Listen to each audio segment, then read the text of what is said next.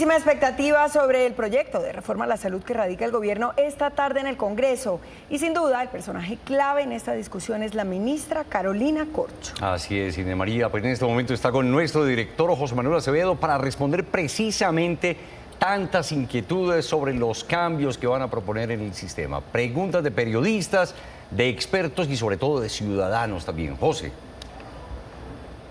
¿Qué tal? Un saludo para todos los protagonistas primero aquí en Noticias RCN. Y en un día crucial como este, me da mucho gusto recibir a la ministra de Salud, Carolina Corcho, protagonista sin duda por la presentación en firme de la reforma a la salud. Ministra, gracias por venir a Noticias RCN. No, José Manuel, un saludo muy especial a todos los televidentes y a este espacio. Pues estamos a 2 horas y un poquito de que se presente formalmente esa reforma. Y ministra, hay un término del que estamos oyendo hablar mucho, los centros de atención primarios. ¿Eso qué es? ¿Qué alcance va a tener? ¿Por qué no nos explica, por favor? Bueno, eso va a ser muy importante porque va a ser el centro del nuevo sistema de salud, que es un centro de atención primaria. Un centro de atención primaria es el lugar donde hoy lo atienden a usted de entrada. Cuando usted pide la cita, usted llega a un sitio donde hay un médico, donde hay una enfermera, un odontólogo, unos servicios básicos.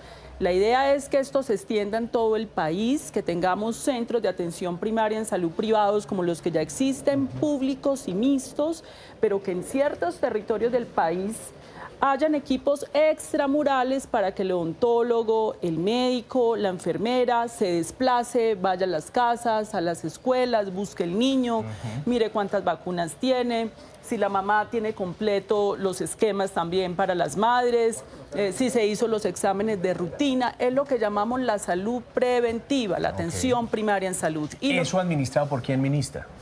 Van a ser públicos, privados y mixtos. Hay más de 800 municipios en Colombia donde el único prestador que existe es un hospital público. En ese caso lo hará el hospital público. Pero, por ejemplo, en el caso de las grandes ciudades, ya hay centros de atención primaria en salud privados que serán privados, se les hará la contratación de manera directa y harán ese tipo de atención. Pero fíjese usted que esos centros de atención primaria hoy están concentrados sobre todo, en el caso de Bogotá, en el norte y en el oriente. Lo que quiere el gobierno es que esto se extienda. En ese sentido, el gobierno tendrá que construir en esa zona dispersa, rural, en esas zonas vulnerables de las grandes ciudades, porque lo que queremos es que la salud esté muy cercano al ciudadano y que sea ahí en lo más cercano de su barrio o el lugar donde trabaje. Claro, ¿cuántos de esos centros esperan ustedes construir? En el mundo, en los sistemas de salud en el mundo, porque esto es una réplica de los sistemas de salud de la Unión Europea y de muchos sistemas que funcionan así, son más o menos entre 20 y 25 mil personas por cada centro de atención primaria en salud para poder hacer ese trabajo. Sin embargo, tú tienes municipios en Colombia, por ejemplo, donde hay 8.000 habitantes, ahí solamente habrá uno. Entonces, el cálculo es aproximadamente 2.500, pero ya en el país hay muchos porque el sector privado tiene muchos centros de atención primaria en salud, las cajas de compensación, y la idea es que hagamos un gran acuerdo entre lo privado, lo público y lo mixto para lograr esa cobertura y que la salud esté cerca del ciudadano de una manera preventiva, pero además queremos que también sean resolutivos. Sí. Es decir, si el equipo extramural encuentra que hay un niño que requiere un antibiótico, que requiere un tratamiento de lo que nosotros denominamos baja complejidad, inmediatamente se le atienda. ¿Por qué, José Manuel? Porque es que el problema que tenemos con el sistema actualmente es que dejamos que la enfermedad avance, dejamos que la enfermedad progrese y entonces cuando ya el cáncer está avanzado es que ingresa el paciente por el servicio de urgencias. Claro, por eso la idea de que sea preventivo, ¿no? Preventivo y que se resuelva la mayoría de problemas de salud en el nivel primario. Ese es el eje fundamental de la reforma. Ministra, ha dicho usted una palabra que me suena muy bien y yo sé que a los colombianos también. Acuerdo entre privados, entre públicos, para reconocer una trayectoria y una experiencia seguramente y ajustar las cosas que no están funcionando bien, porque hay que decir que no estamos en el país de las maravillas y que hay muchas cosas por modificar y corregir para poder llegar a unos niveles dignos siquiera de salud. En ese escenario, el rol de las EPS, ¿cuál será? Bueno, básicamente tenemos que decir que de todas las EPS que tenemos hoy, más o menos como 8 y 9 o 9 cumplen con los requisitos mínimos para seguir operando. Eso es una realidad. En 2 años, 11.5 millones de colombianos aproximadamente pues estarán en EPS que ya tienen que ser liquidadas. Cuando nosotros le planteamos a las EPS, bueno, recíbame en estos ciudadanos, pues ellos nos dicen es que se vuelve un juego de dominó Si se liquidan esas EPS, inmediatamente nosotros entramos en crisis, en insolvencia. Por eso es la reforma. Tiene que entrar el nuevo modelo de salud. En ningún momento el articulado dice que se va a eliminar EPS. Las EPS tendrán que adaptarse a unas nuevas condiciones, es la atención primaria en salud. Tendrán que adaptarse a organizar su población en centros de atención primaria en salud, a no tener integración vertical y podrán continuar, digamos, mientras que esta otra población se organiza en el nuevo modelo. Esa fue la propuesta que se conversó, que yo creo que es una propuesta tranquila, pero hay una realidad, es que muchas de ellas, no por la reforma, sino por lo que ha pasado en el país, no cumplen en este momento con las condiciones mínimas para manejar la salud en Colombia. Es decir, de acuerdo con ese diagnóstico inicial, ¿cuántas sobrevivirían y cuántas definitivamente no? En este momento, con corte a diciembre, datos de la Supersalud que pueden cambiar, son como 8 o 9 que sobreviven, pero la mayoría no estarían cumpliendo. Y nosotros no podemos decirle a esos colombianos que el Estado va a entregar su salud en instituciones que no están funcionando. En ese sentido, esos colombianos entrarían en ese nuevo modelo a partir de una transición. Le hicimos una propuesta a la nueva EPS para que la nueva EPS ayudara a recibir estos colombianos, dado que las demás EPS lo que plantean es, si me trasladan a esos colombianos, entro en ese momento en una crisis, es decir, hay un problema real que es lo que pretende resolver la reforma. En un minutico le pregunto por las nuevas EPS, ministra de Salud, protagonista sin duda del día hoy aquí en Noticias RCN, pero déjeme avanzar con este tema de las EPS, porque algunos oyéndola de pronto pueden decir, no las van a acabar ya, pero las quieren acabar en un ratico. ¿Esa puede ser una interpretación correcta? Pues eso no es lo que dice la ley. Las EPS que cumplan con esas características de territorialización, de hacer atención primaria en salud, podrán continuar por el tiempo que se puedan quedar. Hablemos de la platica. ¿Cuánta plata le va a costar esa idea de centros de atención primaria nuevos a Colombia? ¿Y de dónde va a salir esa plata? Bueno, lo primero es que el sistema ya tiene recursos.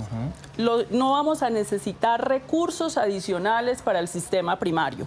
Vamos a reorganizar en la ley unos recursos que ya existen de la salud para de manera gradual ir aumentando el nivel primario. En la medida que el sistema empiece a resolver y a prevenir, se va a disminuir la enfermedad y la asistencia a la mediana y alta complejidad. Entonces, en ese sentido, el propio sistema, en un proceso gradual, va a financiar ese nivel primario que va a ser universal para todos los colombianos, para que tengan lo básico y lo elemental. A ver, José, nosotros tenemos una preocupación porque este sistema tiene mucha plata, que son recursos públicos, y unos resultados en salud muy preocupantes. Muertes de niños y niñas evitables en zonas dispersas y rurales. Mortalidad materna. Una mortalidad materna se evita muy fácil. Es ir a los barrios, ir a las casas, tomarle la presión a la mamá, hacerle unos exámenes básicos. En Colombia se desmontó de alguna manera eso que se llama la atención primaria en salud, que es lo que está respaldando la Organización Mundial de la Salud, y ahí se van a salvar muchas vidas. Pero además, te quiero decir, tenemos 633 municipios en Colombia que no tienen un puesto de salud. Más de 300 aproximadamente que no tienen sala de partos. Eso no puede ser. Eso no puede pasar en este país. Es un sistema inequitativo, desigual, donde se muere más fácil una mamá y un niño en una zona dispersa y rural, cuando se pudieron haber hecho cosas básicas y elementales para salvar esas vidas. Claro, y por eso el énfasis, yo creo que todos coincidimos en que es el correcto, sin desconocer, como usted también nos lo está diciendo, lo que se ha hecho bien a lo largo de los últimos 30 años de existencia de las EPS. Hay una inquietud que seguramente surgirá también oyéndola hablar, el tema de la administración de los recursos. Las EPS van a tener estas nuevas funciones que usted dice y las que se ajusten a ese modelo sobrevivirán. Pero en tema de administración de recursos, de aseguramiento, de intermediación, ¿las EPS van a dejar de hacer lo que hacen hasta hoy? Aquí tenemos una situación y es que hay unas deudas onerosas grandísimas que en este momento están cuantificadas en 23 billones de pesos, pero que podría ser más con las clínicas y los hospitales. Entonces, en ese sentido, tenemos unas dificultades en el flujo de recursos de la salud hacia clínicas y hospitales. Nosotros hemos propuesto, y así se va a proponer, que haya un pagador único. Así funcionan muchos sistemas de salud en el mundo, de hecho los mejores sistemas de salud en el mundo, para que se pague directamente a las clínicas y los hospitales y con eso podamos garantizar la dignificación de los trabajadores de la salud. José Manuel, es que aquí a un trabajador de la salud le pagan cada 4 o 5 meses de acuerdo a cada que la EPS le pueda pagar a la clínica, al hospital. Eso no es justo. Tenemos que garantizar ese flujo directo a clínicas y hospitales para dignificar esos trabajadores y para que la clínica y el hospital, que son el centro del sistema de la atención en salud, tengan flujo para tener medicamentos, para tener insumos y mejorar la calidad de la atención en Colombia. ¿Cómo sabemos que ese nuevo modelo de administración a través de un pagador único va a ser más eficiente que el actual, ministra? Así funciona. Porque le confieso, mucha gente también dice, hombre, los públicos pueden tener ahí políticos detrás, burócratas interesados en que esa plática se vaya para otro lado, que no necesariamente para esos prestadores de servicio inmediatos. Bueno, yo te voy a decir qué está pasando hoy. Hoy tenemos un fondo público, ADRES, que es el que recauda todos los recursos de la salud, que son completamente públicos. Ese ADRES paga a las administradoras y de ahí en adelante se perdió el control de esos recursos. De ahí en adelante, deudas permanentes. Este es un sistema de salud con demasiadas deudas y de ahí en adelante no sabemos qué pasa. Es decir, lo que tenemos hoy es muy opaco. En Colombia, en 3 décadas, no ha habido un sistema de información público en línea que dé cuenta de las transacciones financieras administrativas. Tenemos discrepancias entre las deudas que dicen las EPS, clínicas, hospitales, y estos son recursos para cuidar la vida de los colombianos. En este nuevo modelo de pagador único, se va la plata directamente a la clínica, el hospital. Es una administración pública de recursos públicos con un sistema de información. Así funcionan muchos sistemas en el mundo, donde todos los colombianos vamos a poder cuáles son las transacciones que se están haciendo ahí. Eso va a tener vedurías, pero además van a haber unas auditorías médicas fuertes sobre las clínicas y los hospitales, y para controlar el gasto, porque tenemos conciencia de que los recursos son finitos, los médicos tendrán unas juntas médicas de autorregulación, donde tendrán que autorregularse, pero además habrán unas auditorías médicas.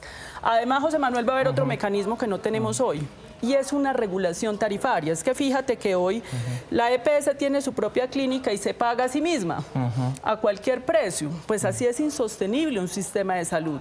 Como en el mundo entero vamos a tener una regulación tarifaria para hacer un sistema más transparente y expedito y de esa manera controlar la corrupción. Ministra, en todo caso, pareciera que usted generalizara, digamos, las cosas en el sentido de que no funciona bien, funciona opaco el sistema con las EPS administrando recursos. ¿No le parece un poquito injusto? Pues es que hay una realidad y son unas deudas bastante grandes, unas deudas. Si tú miras las cuentas por pagar de las EPS y las cuentas por cobrar de los hospitales, hay unas discrepancias enormes. Eso es una realidad que no podemos soslayar en este país.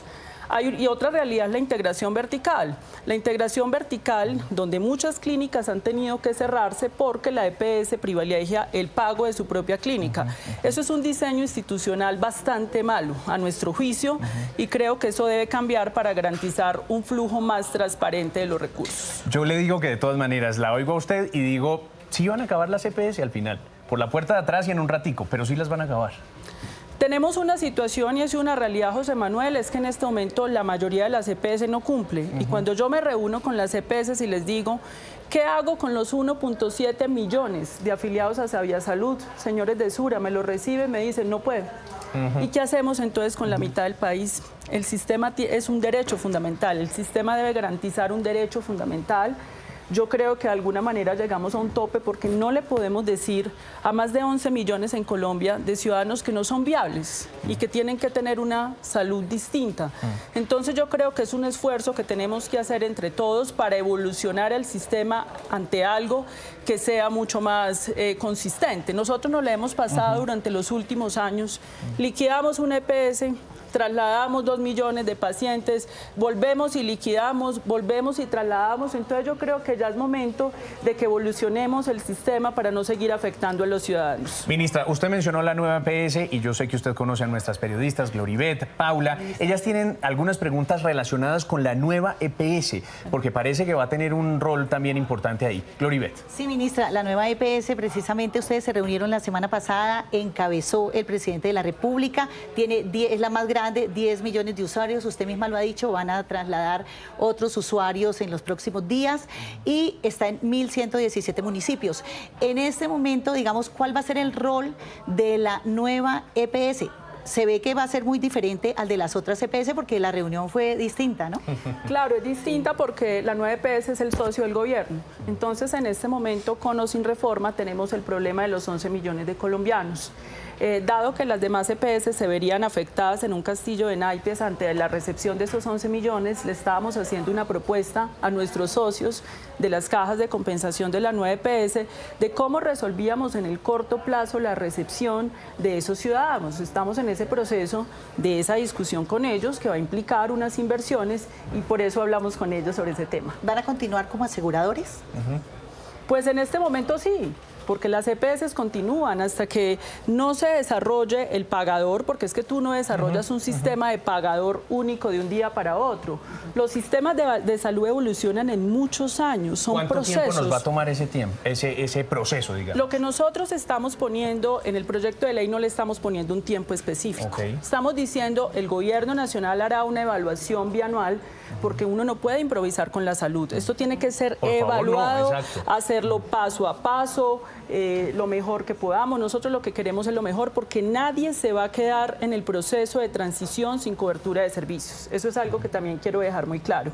El Estado seguirá pagando los tratamientos, pero para poder desarrollar ese pagador único haremos una evaluación cada 2 años que nos diga si se puede o no se puede hasta que se pueda hacer bien Mientras hecho. tanto, las cosas van a seguir funcionando relativamente igual. Relativamente igual, exactamente. Esa es clave, perdón, Claro. Paula. El proceso de transición Es tiene un que proceso. garantizarse, ¿o no? Así es, Ok. completamente. Paula. Pero en cuanto a la nueva EPS, ¿tiene la capacidad en este momento y los recursos para garantizarle el funcionamiento correcto de los servicios a sus nuevos pacientes? Tendría que hacerse unas inversiones, pero eso es parte de la discusión y conversación que tenemos con ellos, porque vuelvo e insisto, ¿cómo le dices a más de 10 millones de colombianos que no hay nada para ellos? Lo tenemos que resolver de alguna manera, con o sin reforma. Esto es una situación que venía acumulada y es nuestro socio con quien estamos en esa conversación. Las cajas de compensación entrarían también a invertir entonces aquí. O el gobierno. Eso es parte de las conversaciones que estamos, porque es la garantía del derecho fundamental a la salud y el Estado colombiano está en obligación de garantizarlo. A mí le digo que hay un tema con los números y con las platas que todavía no me sigue convenciendo. Usted dice, para todo el proceso de centros de atención primaria no necesitamos un peso, con lo que hay es suficiente. Luego hay unos recursos que se van a necesitar para cosas como el fortalecimiento de la nueva EPS. ¿Cuánto? ¿Cuánta plata? Mire, yo le cuento en los centros de atención primaria en salud, todo ese proceso de atención, de hacer exámenes de tamizaje, la atención de los médicos, el personal de la salud, etcétera, saldrían de los propios recursos de la salud, reorganizado gradualmente en un crecimiento de lo terciario, o sea, del nivel alto de complejidad a lo bajo, gradualmente. Pero sí hay unas inversiones que tiene que hacer el Estado en infraestructura en la Colombia profunda. En esos 600 municipios donde no hay ese centro de salud, donde las comunidades tienen que caminar horas y horas para poder llegar. Y el presupuesto general de la Nación ya le aprobó al gobierno una partida presupuestal para este año para empezar a recomponer, construir y reconstruir esos centros de atención primaria ¿Y qué tal en salud. que nos quedemos sin plática a la mitad del camino? No, en este momento ya está aprobado, el presupuesto general de la Nación tiende a crecer, esto ya se estudió con el Ministerio de Hacienda y por supuesto lo que vamos a priorizar es construir esa infraestructura porque todo colombiano tiene derecho a eso y tiene que ser una infraestructura digna para las comunidades, para la zona rural, para la zona dispersa donde tenemos las mortalidades más altas y los indicadores trazadores que de verdad son una vergüenza para este país. Óigame, ministra, ustedes lo saben mejor que yo, hay colegas suyos en el gabinete que tenían muchas dudas, el ministro de Educación, que fue ministro de Salud, el ministro de Hacienda, la ministra de Agricultura, me dicen que el director de Planeación Nacional también tenía esas dudas. ¿Usted cree que después de presentado este texto, que se conocerá en cuestión de pocas horas, como lo decimos, van a quedar tranquilos? Pues ahí se hicieron conversaciones, evidentemente esto es un gabinete diverso, es una coalición diversa y generalmente no todos quedamos contentos con todo. Por ejemplo, en la reforma tributaria yo tenía algunas discrepancias con los impuestos saludables, pero entendí que había unos límites de mi discrepancia, expresé mi discrepancia y a partir de ese momento el ministro de Hacienda asumió su liderazgo. Eso siempre va a pasar, sobre todo cuando es una coalición diversa. Si el ministro de Educación, antes de Salud, en el gobierno del presidente Santos, sigue con dudas, ¿qué le va a tocar hacer a ese ministro? No, se le escuchó. Yo creo que hicimos una conversación cordial. Estuvimos muchas horas de trabajo, de discusión para acoger sus preocupaciones, que son legítimas, que recoge una experiencia. creo que nos ayudó mucho todos esos aportes para la transición, para decir, hombre, quizás esto hay que hacerlo paso a paso, esto hay que hacerlo, digamos, en unos tiempos que requieren una evaluación. Yo creo que fue muy importante el aporte, se recogió, se escuchó, y en ese sentido yo quedo tranquila. Ministra, hay médicos que también dicen, como que no nos quedó gustando eso que dijo la ministra, que nosotros teníamos ahí una responsabilidad también en todo lo que estaba pasando. Pero yo no dije eso. ¿Qué fue lo que dijo exactamente, ministra? Para claridad de esos médicos que tienen hoy también algunas inconformidades, le digo. Fue una conferencia de 2 horas frente a los médicos. De hecho, posteriormente fueron entrevistados 2 de ellos. Y ellos explicaron, ninguno de ellos se sintió ofendido porque yo estaba explicando en ese momento que en el nuevo sistema de salud que estamos proponiendo, como no habría autorización de las EPS, porque eso es otro elemento, los médicos vamos a tener más poder y responsabilidad. Como no hay autorización, el paciente será atendido con la orden médica. En ese sentido, tu orden médica adquiere una responsabilidad mayor y el sistema crea unas juntas de autorregulación para que los propios médicos nos autorregulemos entre nosotros frente a ese poder que nos va a dar la prescripción médica. ¿Y por qué debe aparecer? Muchos sistemas de salud del mundo no tienen eso de la autorización y eso se ha vuelto en una barrera de acceso donde el médico solicita un examen, pasan 6 meses, el paciente se murió, el paciente terminó en una condición peor y esto es uno de los asuntos que quiere resolver esta reforma a la salud y eso le da mucha responsabilidad a los médicos.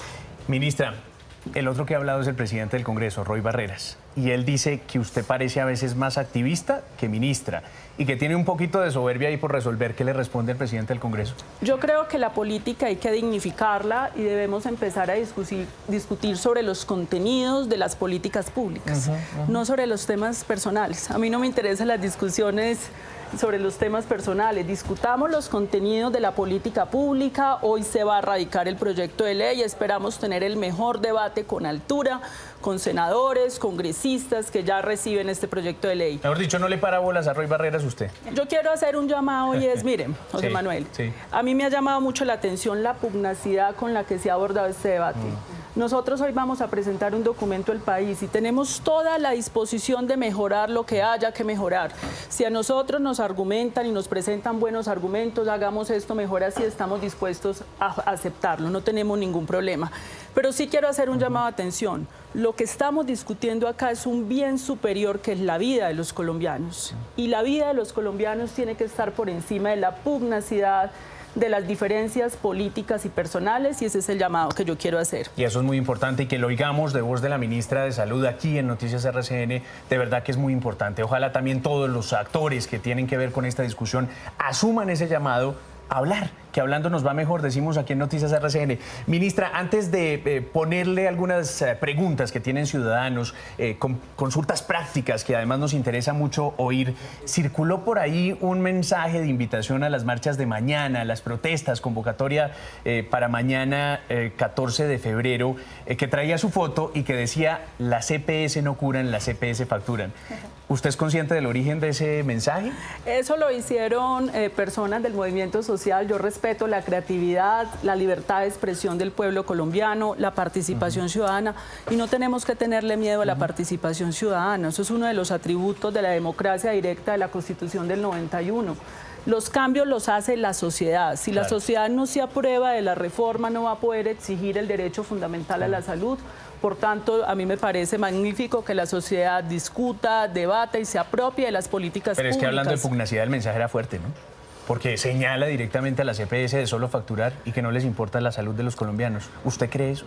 Mire, también ha habido memes en contra mía y todo lo que tú quieras. Eso es parte de las expresiones culturales. Ahora, los actores políticos, senadores, congresistas, yo sí les digo, venga, hagamos una discusión sobre los contenidos, pero yo soy profundamente respetuosa de la diversidad de expresiones de los movimientos sociales. ¿Usted alcanzó a poner ese mensaje en sus redes sociales y se arrepintió, ministra? Yo no manejo mis redes sociales. Ah, ok. Pero ese es un buen dato para saberlo. Yo no manejo mis redes sociales personales, entonces cuando aparece eso, pues a mí me llama la atención, pues no le vi mayor dificultad, pero sabes, en últimas, ¿qué pensé yo? Este no es el centro de la discusión, esto es secundario. Hagamos más bien, hablemos de los centros de atención primaria en salud, de los medicamentos, este no es el centro. Y hablemos justamente de lo que le importa a nuestra gente, a nuestros ciudadanos, Paula. Y es que justamente, José Manuel, ministra, queremos que sean los ciudadanos quienes sean parte de esta entrevista también, y por favor, aquí van algunas de sus dudas.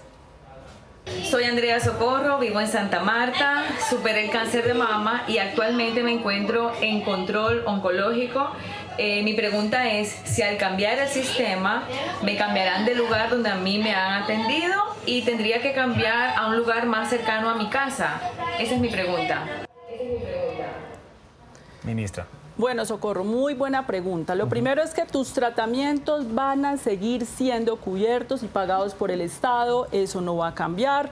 Se te va a ofrecer la opción de que tengas un centro de atención primaria en salud cerca a tu casa.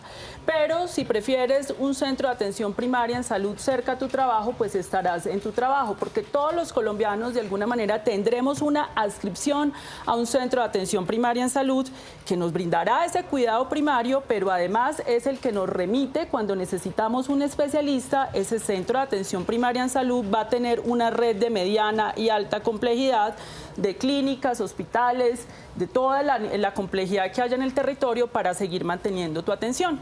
Aquí va otra pregunta desde Manizales de Erika Gómez. Mi nombre es Erika Alejandra Gómez y hace 6 años estoy diagnosticada con un lupus eritematoso sistémico. Ministra, ¿qué garantiza que mi tratamiento sea cubierto, que mi vida sea preservada, así los fondos y el dinero no alcancen para cubrirlos? Muchas gracias. Tu tratamiento y tu vida será preservada, pero además vas a tener una ventaja frente a este tipo de enfermedades. Es que en la medida que se implemente el sistema no van a haber autorizaciones. Con la orden médica se harán los tratamientos, los seguimientos. Pero además hay una cosa muy importante cuando uno tiene este tipo de enfermedades crónicas, es que muchas veces esas enfermedades se complican porque no hay un seguimiento. El centro de atención primaria ayuda a hacer exámenes cada 3 meses, por ejemplo, a alguien que tenga diabetes, para que no se complique, y lo que queremos es evitar que aparezca la enfermedad y evitar que ya quien la tenga pueda empeorar. Paula, hay médicos, muchos, que nos están viendo y oyendo a esta hora. Y quisiera trasladarle una pregunta del doctor Julio Durán, que trabaja con nosotros aquí en Noticias RCN, pero que tiene contacto permanente con esos profesionales de la salud. Óigalo. Los médicos sabemos, y bastante bien, lo congestionadas que pueden resultar las consultas de atención primaria en salud en las instituciones. Con la nueva reforma, además del empadronamiento previo que se requiere, ¿no teme usted que la congestión pueda convertir esas consultas de atención primaria en consultas de mediana y alta complejidad, empeorando así el problema paradójicamente? Por el contrario, doctor. Porque los centros de atención primaria tendrán una adscripción de 20 y 25 mil personas y tendrán que encargarse de que esa población esté sana. Lo que tenemos hoy es que la puerta de entrada del sistema son los servicios de urgencia, se congestionan los servicios de urgencias. En ese sentido, en el mundo entero, la puerta de entrada al sistema es la atención primaria en salud, donde realmente quien esté grave es el que llega al especialista. Nos ocurre mucho los especialistas que estamos atendiendo pacientes que no tienen el nivel de gravedad, cuando quien tiene el nivel de gravedad tiene que esperar hasta 6 meses una cita. Ministra, desde Ibagué también le hacen la siguiente pregunta. ¿Qué va a pasar con las EPS que sí funcionan, que sí dan y prestan un buen servicio? Me gustaría conocer eso. Bueno, un poco volvemos al tema de las EPS que sí funcionan. Es que fíjese que sigue habiendo muchas dudas sobre eso. Como habíamos dicho, las EPS que cumplan unas características de transición pueden seguir en el marco de una nueva norma y el cumplimiento de unas exigencias. Ministra, ¿tenemos suficientes médicos para atender esos centros de atención primaria?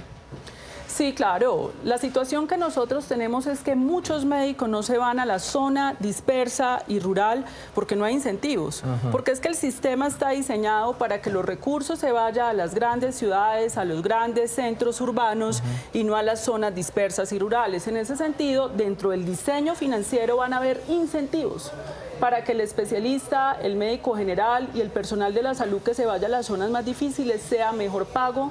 Y de esa manera podemos garantizar el derecho fundamental a la salud de esas poblaciones. Es que hay una estadística que le leía al médico Andrés Vecino en su cuenta de Twitter. Usted seguramente también lo ha seguido en algún momento. Y él dice, por cada 100.000 habitantes tenemos 23 médicos. Eso está por debajo incluso de la media de la OCDE, que habla más o menos de 36 médicos. Entonces le queda a uno la duda de si va a haber suficientes profesionales de la salud para atender todos esos centros de atención primaria que ustedes piensan crear. Pero es que si además en un sistema de salud tú no haces prevención, todos vamos a llegar a la enfermedad y se van a necesitar más médicos. Y en un sistema de salud donde tú tienes a un internista atendiendo un hipertenso, pues se van a necesitar más especialistas. En la medida que tú le entregues una vocación preventiva, una vocación de atención primaria en salud, se va a replantear, digamos, entonces cuántos especialistas y médicos se requieren. ¿Y esos médicos terminarían siendo empleados públicos? En este momento los médicos estamos contratados en lo público y lo privado y lo mixto. Además, porque el 80% de la prestación de servicios en Colombia es privado. Esto no lo cambia la ley. La ley mantiene un sistema público, privado y mixto en la prestación de servicios. Lo que sí genera la ley es un régimen laboral especial en lo público y lo privado y lo mixto para dignificar la labor del médico y el personal de la salud. Óigame, ministra, sé que nos van a quedar muchas preguntas pendientes y esperamos que usted nos siga aceptando invitaciones aquí en Noticias RCN. De verdad valoramos mucho, insisto, que en un día como este usted haya sacado este rato para hablar con los televidentes de Noticias RCN. Pero déjeme ir cerrando con una pregunta, porque usted, antes que ministra de Salud, también es usuaria del sistema. ¿Qué le preguntaría Carolina Corcho, la usuaria del sistema, a la ministra de Salud? Uy, eso es una buena pregunta. Yo haría la pregunta, bueno, pero aparte de eso, yo no solamente soy usuaria, yo soy médica en ejercicio, psiquiatra, especialista que ha ejercido toda mi vida en el sistema de salud y que espero seguir ejerciendo como médica. Yo le preguntaría, ¿y los médicos si estarían interesados en hacer eso de la atención primaria en salud? Y yo le respondo, yo no le estoy pidiendo a los médicos algo que yo no he hecho. Mi primer trabajo fue como psiquiatra en el nivel comunitario de atención primaria en salud, y van a ver los especialistas lo interesante que se vuelve el trabajo en las comunidades, en el territorio. Yo lo he hecho y yo sé que los especialistas, si empezamos a pagarles bien, si direccionamos los recursos, se van a animar a acompañarnos por toda esa Colombia profunda que ha sido vulnerada y que tenemos que restituirle sus derechos. Ya veremos qué le dicen. Ministra, gracias por estar aquí. Esperemos que la discusión se desarrolle en estos mismos términos, en términos de construcción de país, de construir sobre lo construido, de no desconocer avances, pero tampoco de ignorar los problemas profundos que tenemos en materia de salud. Ministra, gracias. Bueno, muchas gracias por el espacio. Gracias, ministra.